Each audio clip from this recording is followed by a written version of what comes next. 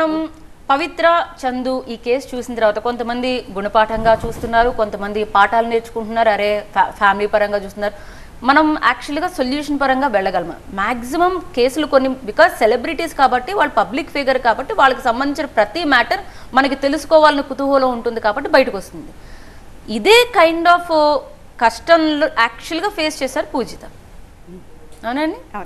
So ఇంతకు మించేనా లేకపోతే మీ case reverse? వీళ్ళు భయపడి చనిపోయారు.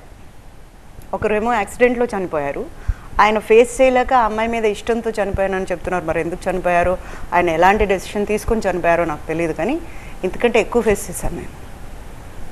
నిన్న లేదు మొన్నటి వరకు, అంటే పోయిన సంవత్సరం వరకు నేను చాలా ఫేస్ చేసి అలసిపోయి ఇంకా వదిలేశాను, ఏమైతే అది జరిగిందని. అంటే నేను చావు దాకా కూడా వెళ్ళాను వాళ్ళ ద్వారా. ఓకే, అదంతా చూసుకొని ఈ రోజుకి ఉన్నానంటే కేవలం మా అబ్బాయి, మా బాబు వల్ల నేను ఇంకా ఉన్నాను. మా బాబు కోసమే ఉన్నాను, మా బాబు కోసమే ఫైట్ చేశాను, ఈ రోజుకి ఫైట్ చేస్తున్నాను. ఇప్పుడే ఆ కేసు కూడా కోర్టుకు వచ్చింది. ఎలాగా న్యాయం అయితే జరగదు, డెఫినెట్గా జరగదు. ఎందుకంటే దీంట్లో ఉన్నవాళ్ళు అలాంటి వాళ్ళు, అది జరగాలన్నా కూడా జరగదు.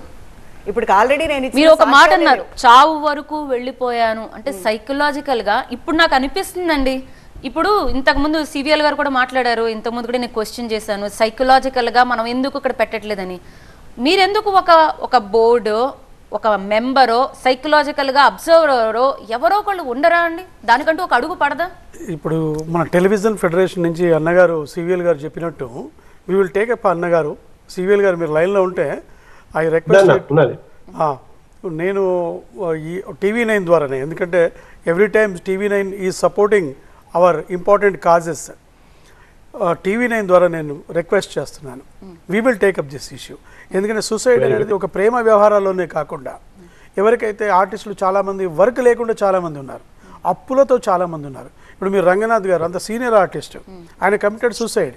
భార్గవి అష్టాచమ్మ హీరోయిన్, అట్లాగే సుశాంత్ రాజ్పుత్, అతను చనిపోయిన తర్వాత 2 ఏళ్లకి అతని తరఫున ఫైట్ చేసిన అమ్మాయి కూడా recently she has committed suicide. Because చాలా సెన్సిటివ్ మైండ్స్. ఎందుకంటే ఈ ప్రపంచం అంతా ఎట్లా ఉంటుందంటే రంగుల ప్రపంచం. తెల్లారులేస్తే యాక్షన్, లైట్స్, యాక్షన్, కెమెరా, దీని మీదనే నడుస్తుంది.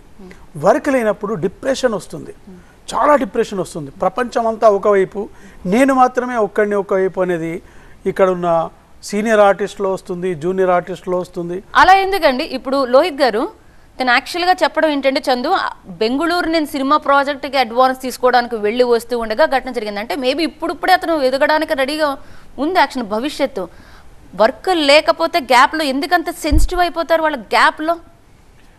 అదే అంటున్నా, ఈ వచ్చిన ఇమేజ్ని బ్యాలెన్స్ చేసుకోలేని పరిస్థితే. ఇప్పుడు మాకేంటంటే మేము ఒక ఊహల్లో ఉంటాం. లొకేషన్కి వెళ్ళగానే మాకు ఒక అసిస్టెంట్, గొడుగు పట్టేది, ఇవన్నీ చూసుకుంటాం.